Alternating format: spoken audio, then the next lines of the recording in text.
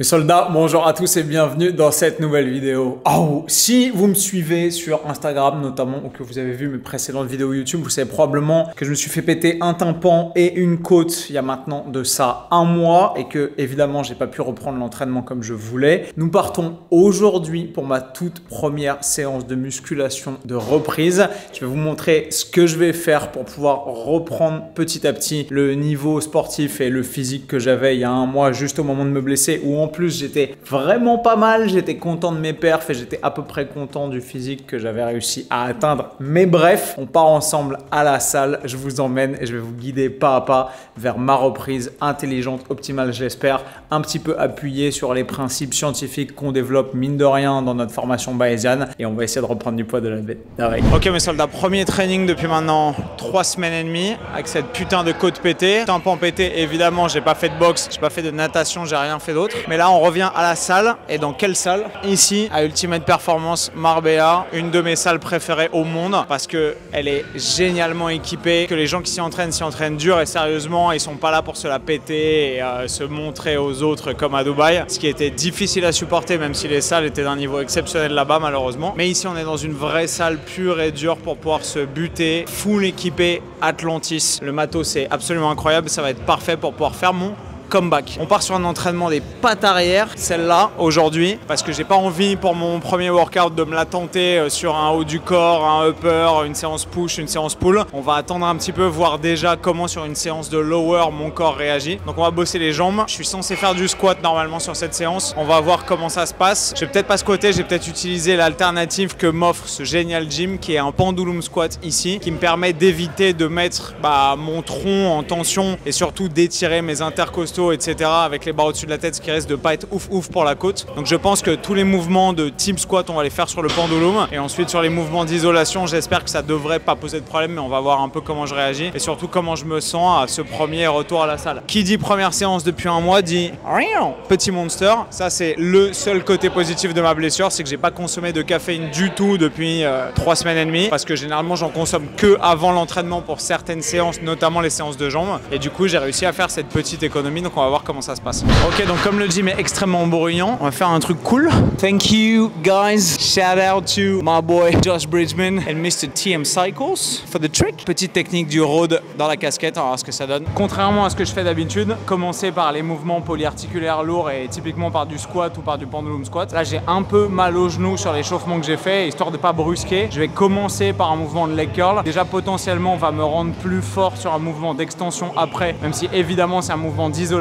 avant un mouvement polyarticulaire, donc c'est contre-productif en termes de production de force. Mais en ce moment on n'est pas là pour se défoncer et exploser ses perfs, on est simplement là pour pouvoir revenir à l'entraînement comme il faut. Et là je vais écouter mon corps, écouter mes petites douleurs et prendre soin de mes articulations plutôt que de partir bille en tête et de me dire je me fais un squat lourd direct avec un échauffement minimum. Donc on va commencer par genre 2 séries de leg curl là-dessus, voir un peu comment ça se passe au niveau des genoux et ensuite on va passer je pense sur du pendulum. C'est pas ouf la côte.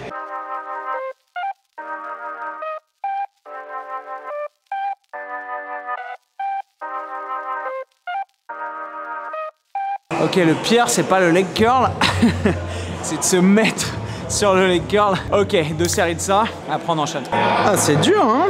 Ça picote. Magnifique petit t-shirt Gymshark pre-workout. Je sais pas si les créatifs de Gymshark se sont mis à prendre du LSD, mais c'est très réussi cette nouvelle petite collection. Cet exercice est horrible, genre il rend vraiment humble. Il y a 10 kilos et en fait le levier de la charge est tout au bout du pendulier. Pendulier? Chandelier? Pendulaire? Un pendule? Fait que c'est vraiment chaud. Alors expérimenter avec des mouvements d'isolation avant des mouvements polyarticulaires, c'est un truc que je m'autorisais pas avant parce qu'on sait dans la science de l'entraînement que c'est pas optimal pour la production de force, la production de travail total et le développement de la force et de l'hypertrophie. Mais là j'expérimente et j'essaye de m'entraîner intelligemment, c'est-à-dire pas de façon optimale sur le papier, mais surtout en fonction de mes blessures et de mes limitations. Et typiquement j'ai pas envie de me rebaiser le genou alors que je sors à peine de 3 semaines de défonçage de côte. Donc on va voir ce que ça donne en expérimentant comme ça.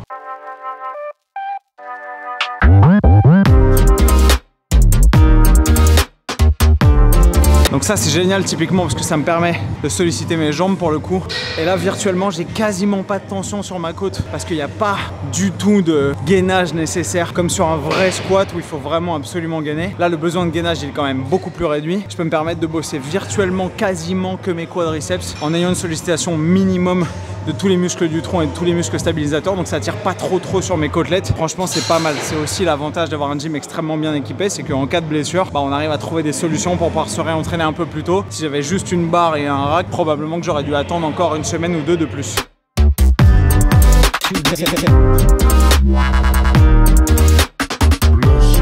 Pas ouf sur mes petits genoux. Bon, contre toute attente, le pendulum, j'ai testé un peu, j'ai mis 10 kg, 20 kg. En fait, ça me fait bizarre au niveau du genou. Pas au niveau du tendon patellaire, mais vraiment sur le côté, ça me fait une sensation de tiroir un peu chelou. Donc, on va pas forcer, évidemment. C'est la règle. Quand vous avez une petite douleur aiguë à l'entraînement, surtout, ne forcez pas. Essayez de contourner le problème, essayez d'attaquer le problème sous un autre angle. Et là, je viens de tester de me mettre sous une barre de squat. Et contre toute attente, ça me fait absolument pas mal au niveau des côtelettes.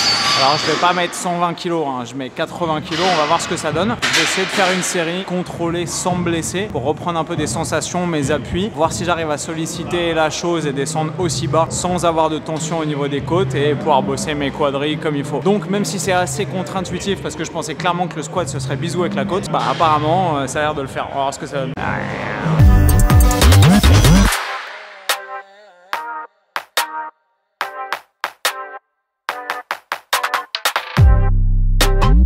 Ça tient mes petits potes.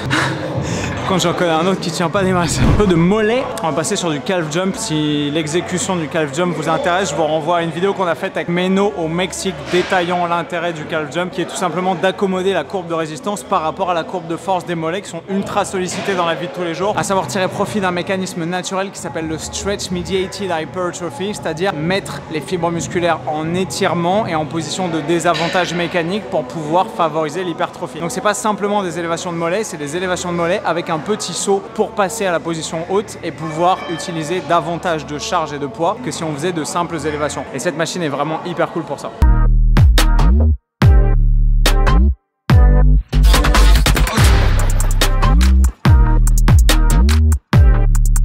Petite tension un peu chelou à l'arrière. C'est que les côtes elles relient le sternum à la colonne vertébrale, au moins pour celle du haut. Et là bizarrement ça m'a fait une tension un peu chelou à l'arrière. Je pense que je vais enchaîner sur des mollets assis et de l'isolation tranquille pour finir. Ça ira très bien parce que mine de rien j'ai tellement plus l'habitude de m'entraîner. Je suis à 150 pulses là. Après un exercice de mollet nickel. Même si c'est des calf jump, c'est un peu plus taxant sur le système cardiovasculaire que des élévations unilatérales ou mollets debout assis classiques. J'ai déjà brûlé selon l'estimation de l'Apple Watch quasiment 500 cal. Donc pour une première de retour, on n'est pas trop mal. Ok, j'ai intercalé un peu de presse unilatérale, mais sur une presse linéaire relativement classique, même si c'est sur une Watson de très bonne qualité, mais ça présente peu d'intérêt pour vous. Et là, petit mouvement de une thrust unilatérale. En vrai, c'est simplement une extension de hanche, mais sur une machine qui est exceptionnelle, Prime, avec la fameuse cam réglable ici, le fameux petit mécanisme d'articulation, un peu en forme de foie, de rate, de haricot, je sais pas trop, qui permet de déplacer le point de tension maximal et du coup changer le levier et l'endroit où l'exercice sur la courbe de résistance est le plus difficile. Typiquement, généralement, sur un mouvement d'extension de hanche, on est relativement fort quand on est neutre dans l'alignement du corps et en fonction des machines, on est assez fort en haut quand la hanche est fléchie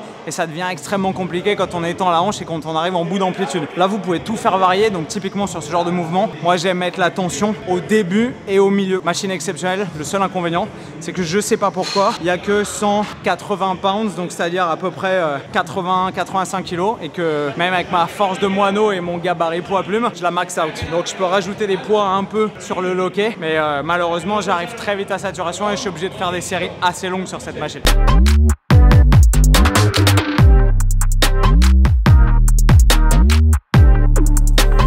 Si je change la cam et que typiquement je mets la résistance sur la fin de l'exercice, regardez ce que ça fait. Vous allez voir sur la courbe de force, c'est totalement différent, c'est pas le même exo. Là ça va être très facile au début et extrêmement difficile à la fin. Là il n'y a rien, c'est super simple alors que c'est la même charge. Et plus je vais pousser, plus je vais me rapprocher de la fin de mon amplitude active, plus ça va être difficile.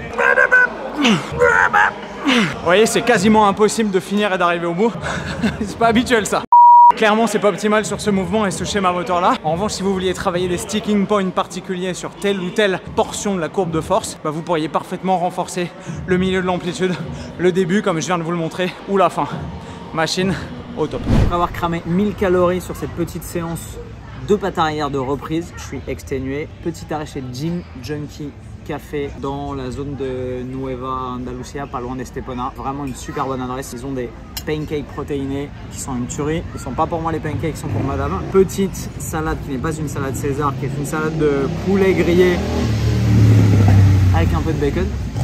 Et ensuite on verra ce qu'on se fait. Peut-être que je vais vous piquer une frite de potato. On verra, bref, voilà. Bon mes soldats, toujours semaine 1, j'ai fait 2 jours de jambes, 2 jours de cardio et clairement je me suis pas encore aventuré sur un jour du haut du corps parce que à la salle j'ai essayé de faire une espèce de traction et c'est horrible, genre la côte me tire, c'est affreux, un mois après. Donc on vient de débarquer dans une nouvelle salle qui a une gamme de machines et surtout une marque de machines exceptionnelle, des hoists et pas n'importe quel hoist, des Rocket, la gamme de hoist qui s'incline avec vous quand vous tirez ou que vous poussez sur la machine. Et ils ont des machines pour les jambes, des machines de push, des machines de pull, bref ils ont une gamme incroyable. On est ici dans une nouvelle salle qui vient d'ouvrir à Marbella, le I.O, c'est pour Input, Output et la salle est absolument exceptionnelle, il n'y a personne, elle est équipée Nautilus, Atlantis un petit peu je crois j'ai vu et pour le reste c'est Hammer et Hoist donc et vous allez voir ça va me permettre de pouvoir faire des tirages verticaux malgré ma côte alors que clairement au poids de corps et sur une machine fixe genre une barre c'est impossible pour moi parce que j'ai encore trop mal. Donc adaptation, essayer de s'entraîner comme on peut pour revenir d'une blessure, s'entraîner autour de la blessure et faire ce qu'on peut malgré la douleur et le handicap. On va voir ça, vous allez voir la machine est incroyable. I've been trying hard to keep my cool, but when you're near, there's nothing that I can do. When you're walking in, I know it's true.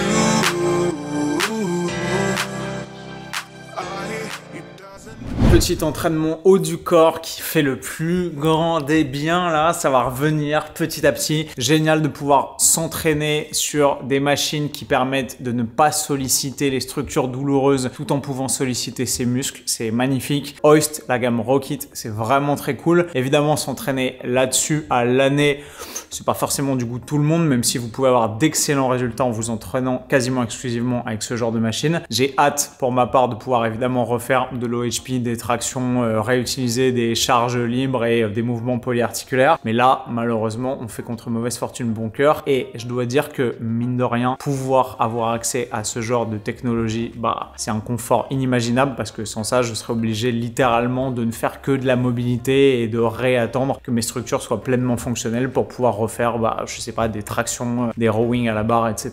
Donc, vraiment très cool. Je croise les doigts pour l'évolution sur ces prochaines semaines. Je vais essayer de pas faire le débile, de pas recompenser, de pas remettre potentiellement en porte-à-faux certaines structures, genre j'ai mal à la côte donc je me désaxe un petit peu, je me fais mal à l'épaule, etc. Et refaire les choses intelligemment pour pouvoir revenir à mon meilleur niveau, sachant que le 15 octobre, avant de me faire péter ma côte, j'ai envoyé une séance avec des tractions lestées à 25 kg x 8, ce qui n'est pas exceptionnel, mais c'était un bon retour de niveau pour moi qui avait dû arrêter les tractions lestées à cause de mes douleurs articulaires, etc. Et là, je suis incapable de faire une traction au poids de corps, donc il va falloir reconstruire ce niveau, mais ça nous donnera l'occasion de faire un petit follow-up dans une prochaine vidéo et de vous montrer comment je rebâtis l'empire qui a été détruit par une blessure. Mais malheureusement, c'est le jeu quand on s'entraîne tous les jours de sa vie et quand on fait les choses avec un peu de passion. Mes soldats, j'espère que vous avez kiffé cette vidéo. Si c'est le cas, comme d'habitude, éclatez-moi les pouces bleus juste ici après avoir cliqué sur le petit bouton rouge sur lequel il y a marqué s'abonner. Cette chaîne grandit, c'est aussi grâce à vous et je vous en remercie du fond du cœur et je vous retrouve dans une prochaine vidéo. Et comme d'hab, vous le savez, avec le sourire,